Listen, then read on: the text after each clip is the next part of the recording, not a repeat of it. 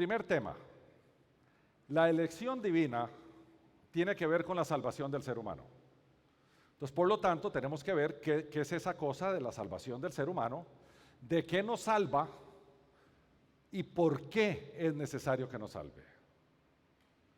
Entonces, tenemos que ver el pecado, la salvación y ese llamado del cual estábamos hablando antes. En ese círculo que vemos ahí están, no todos, pero la gran mayoría de los atributos de Dios que se revelan en las Escrituras. Unánimes tiene una serie de estudios de atributo por atributo, para los que lo quieren ver en unánimes.org, ahí pueden bajar los estudios. Pero los que tienen que ver con la salvación del ser humano son soberanía, justicia, santidad, amor, todo eso lo vamos a ver más adelante, gracia, misericordia, poder, paciencia y omnisciencia. Esos son particularmente importantes que los comprendamos cuando estamos hablando de nuestra vida eterna.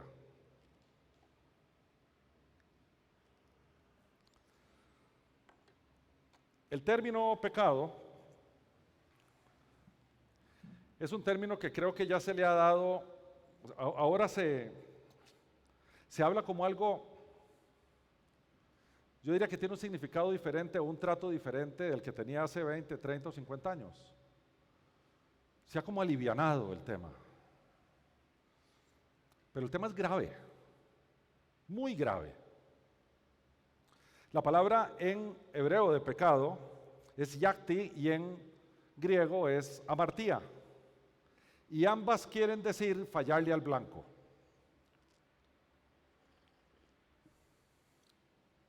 ¿Cuál es el blanco? La ley de Dios. O sea, Dios pone una serie de instrucciones para que nosotros las sigamos. Fallarle a ese blanco es pecar. Por tanto, pecado podríamos decir que es sinónimo de desobediencia. Y la desobediencia desde las Escrituras se traduce como mal. Uno es malo porque uno desobedece la ley de Dios. Uno no es malo porque mató a alguien. Uno mató a alguien desobedeciendo un mandamiento de no matar y por eso lo convierte en malo. Bíblicamente hablando. ¿Okay? Y este tema, ahora voy a presentarles un diagrama que los que estuvieron presentes en la conferencia del problema del mal ya lo vieron, pero vale la pena hacerle un repaso. Este tema que vamos a ver estudió profundamente un obispo allá en el siglo IV, que sin duda es el teólogo más importante de la iglesia, por lo menos del primer milenio, que se llama Agustín de Hipona. En la iglesia católica le dicen San Agustín de Hipona, y no es un santo que hace mucho milagro, es un santo de teología. Nosotros tomamos la teología de Agustín, que es espectacular, y aprendemos mucho de ella. Hoy los protestantes dicen que Agustín de Hipona era protestante y los católicos que era católico, vieran que a nosotros nos importa poco cuando vemos las enseñanzas que dejó. Y este tema que vamos a ver es de un estudio particular de Agustín.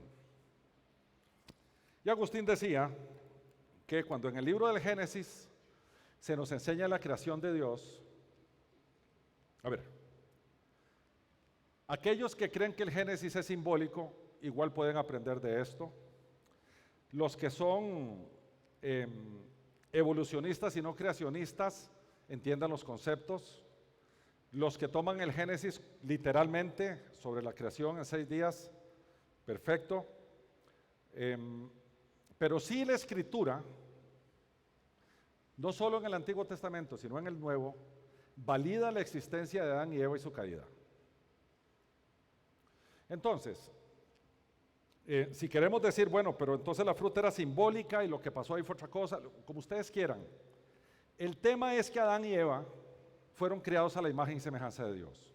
Eso quiere decir que fueron creados con capacidad de amar, fueron creados con capacidad de liderar, fueron creados con un montón de capacidades por encima de la creación. ¿Se acuerdan que la creación dice, te pondré encima de mi creación? ¿Verdad? Y la señorearás, o sea, fueron hechos el clímax de la creación. Y ellos fueron hechos con, entre muchas cosas, dos capacidades. Ellos tenían la capacidad de pecar y ellos tenían la capacidad de no pecar.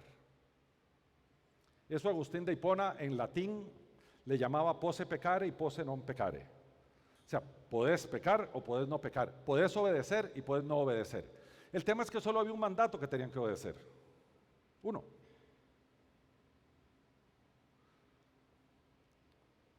Su estado era de ser criado. La Biblia no nos dice que el Espíritu Santo habitaba en ellos. Por lo tanto, no podemos afirmar que el Espíritu Santo habitaba en ellos. Pero ellos vivían con Dios. No había mal en ellos. De una forma hermosa dice que ellos se paseaban por el huerto con Dios. Sí tenían comunión con Dios y su naturaleza es, como decíamos, de su imagen y semejanza. Pero resulta que son tentados no tanto para darle un mordisco a una fruta. Son tentados para ser igual a Dios. Y caen en la tentación. ¿Qué significa ser igual a Dios? ¿Ser autónomos? ¿Ser adorados? Y esa fue la tentación particularmente.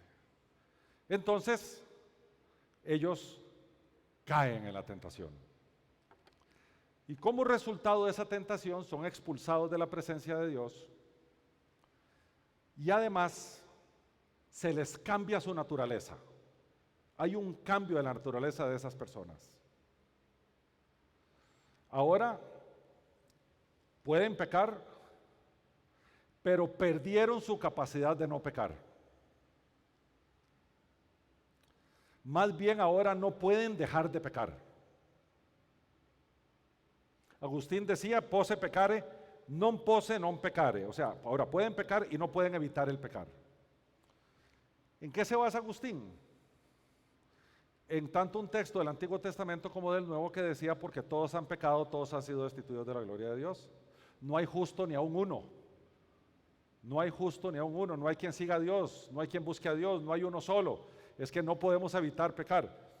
¿Por qué razón? Porque nuestra naturaleza ahora se volvió una naturaleza que busca el placer. Y el pecado tiene que ser placentero para que caigamos en él.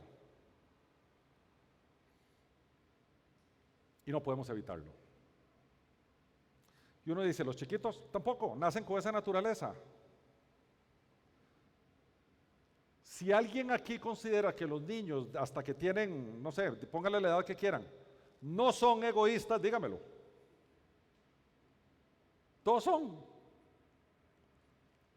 Porque todos buscan lo mío, lo mío, lo mío. Si pones un regalito entre dos chiquitos se agarran a regalazos, ¿verdad? Un carrito, porque este es mío y solo mío. Sin embargo, no hay imputación de pecado porque no entienden la diferencia. Su estado ahora es caído, ya no es criado. Sin duda el Espíritu Santo no está en ellos y su condición, dice la Biblia, que es de muertos. La palabra muerto es separado. El Señor les había dicho que si ellos le desobedecían iban a morir. Bueno, su condición ahora es de muertos, espiritualmente muertos. Están absolutamente separados de Dios. Y además, es el proceso de la maldición que ahora van a regresar al polvo de donde fueron tomados. Eso quiere decir que antes de la maldición no iban a morir físicamente. Ahora sí. Entonces estaban muertos espiritualmente, muertos físicamente, que iban a morir físicamente. No tenían comunión con Dios y ahora su naturaleza se convierte en egocéntrica. Ahora yo soy el más importante, yo me resiento si me hacen algo, yo necesito, el jefe me volvió a ver con mala manera, el cliente no me pagó a mí y ¿qué se cree que soy yo? Y yo está en el centro. No importa lo que pase, siempre el yo está en el centro.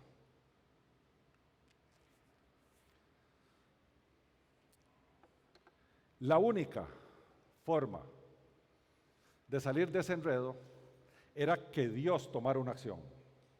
Porque nosotros en nuestra condición de muertos egocéntricos, no había manera que pudiéramos restaurar nuestra condición precaída. No había, estamos muertos. Lo que es más, no solamente no queremos acercarnos a Dios, no queremos nada con Dios. Porque el estilo de vida que Él me dice que quiere que yo viva no me gusta más el otro. Entonces Dios tenía que hacerse hombre porque necesita cambiar nuestra naturaleza otra vez. Necesita transformarnos. Su Espíritu Santo tiene que tomar nuestro espíritu y darle un nuevo nacimiento. Nacer otra vez, volver a empezar. Y entonces eso ocurre, Cristo siendo Dios y hombre, se sube en esa cruz y muere, recibe el castigo que tenemos que recibir todos nosotros, lo recibe en lugar, de forma tal que logra nuestro perdón. Algo que nosotros no podíamos hacer, Él lo hace, por ser un hombre perfecto. Y al mismo tiempo, vive una vida santa, puede trasladarnos su santidad a nosotros, eso es su imputación de santidad, de forma tal que ahora podemos venir al Padre fácilmente y confiadamente. Solo Dios podía hacer eso, nosotros no estábamos en capacidad de hacerlo. Entonces, a partir de ese momento, ahora tenemos dos grupos. Ya no tenemos un solo grupo de seres humanos. Ahora tenemos el grupo de pecadores y el grupo de redimidos. Donde el grupo de pecadores sigue exactamente la misma condición en que estaba antes, no cambia. Sigue igual. Pero el grupo de redimidos por el cual Cristo muere, ahora pueden pecar, porque de hecho seguimos pecando, pero ahora se nos da la capacidad de no pecar. Capacidad que habíamos perdido en la caída. Por eso los creyentes andamos luchando siempre contra nuestro pecado, pero andamos luchando. O sea, el hecho de luchar implica que somos redimidos. Nuestro estado es un estado de santificación progresiva. Dios nos va apartando del pecado progresivamente. Ya no pecamos tan groseramente como antes, ahora vamos avanzando en esa ruta, en esa carrera, como le decía el apóstol Pablo. El Espíritu Santo ahora habita en nosotros porque ya el pecado fue removido y ahora el Espíritu Santo, que santo es, puede habitar en nosotros. Y nuestra condición es de nacidos de nuevo. Porque nuestro espíritu muerto es tocado por el Espíritu Santo que nos hace nacer de nuevo y eso es lo que nos permite mirar a Cristo y entregarnos a Él. Muertos no podíamos hacer eso. Ahora tenemos comunión con Dios y nuestra naturaleza pasa a ser una mezcla de egocéntrica y teocéntrica. Porque todavía el ego nuestro anda vivo por ahí, ¿verdad? Lo que no quiero hacer eso hago, decía Pablo en Romanos 7, esa lucha que andamos nosotros, ¿verdad? Todos los días. Pero vamos caminando hasta que regrese Jesús por segunda ocasión, venga el juicio final y entonces cambia la condición de todos, tanto pecadores como redimidos. Porque después de eso, la Biblia le llama el proceso de glorificación de su iglesia. Ahora los pecadores, ese grupo de pecadores que estaba ahí, no pueden evitar pecar.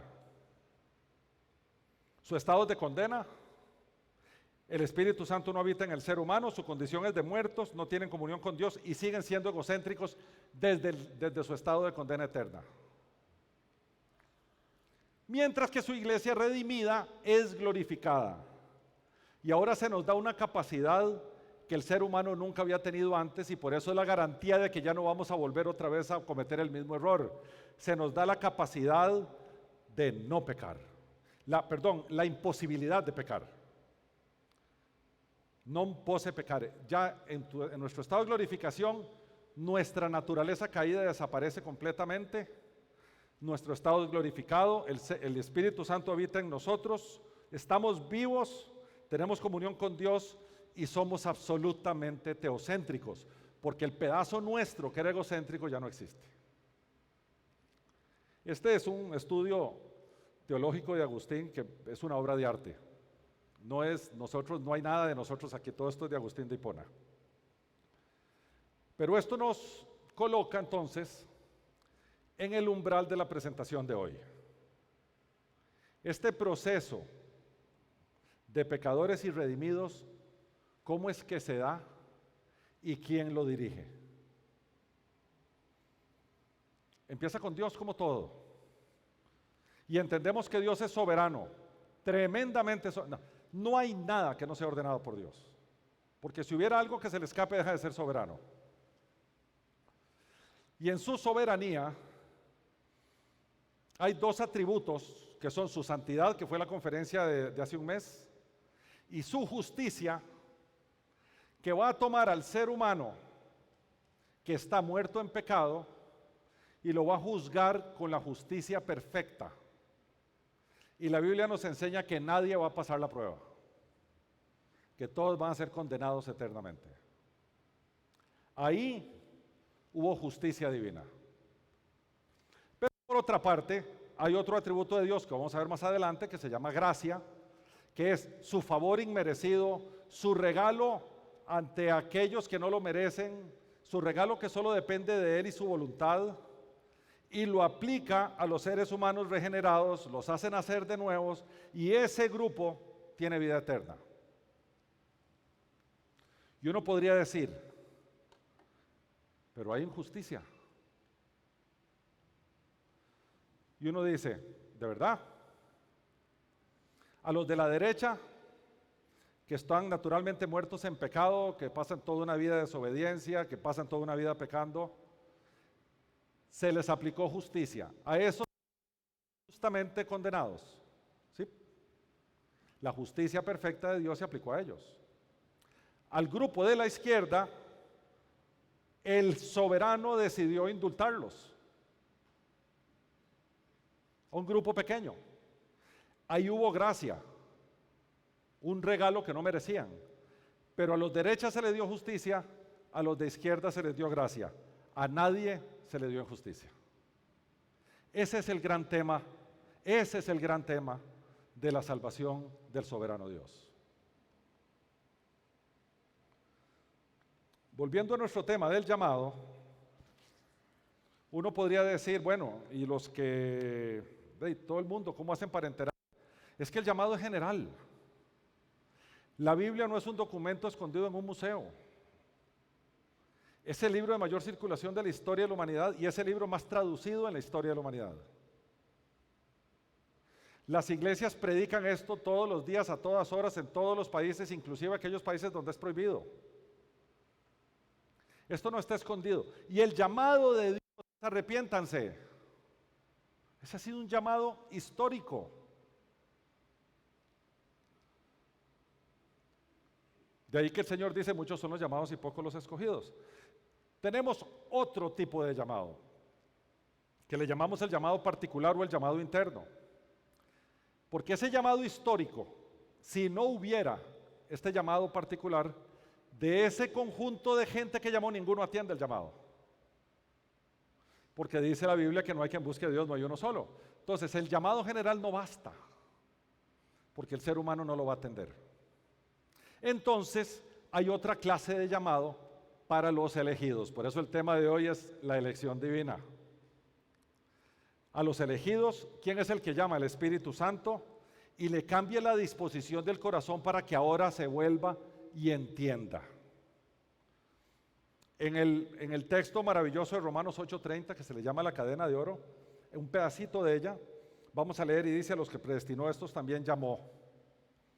Y a los que llamó a estos también glorificó. O sea, a todos los que llamó justificó. Y a todos los que justificó también glorificó. O sea, aquí hay un subconjunto de llamados, los cuales predestina, llama, justifica y glorifica. Entonces, del gran conjunto del llamado general, hay un subconjunto que le hace un llamado particular. El llamado, se le llama en teología el llamado eficaz. Es imposible no escucharlo.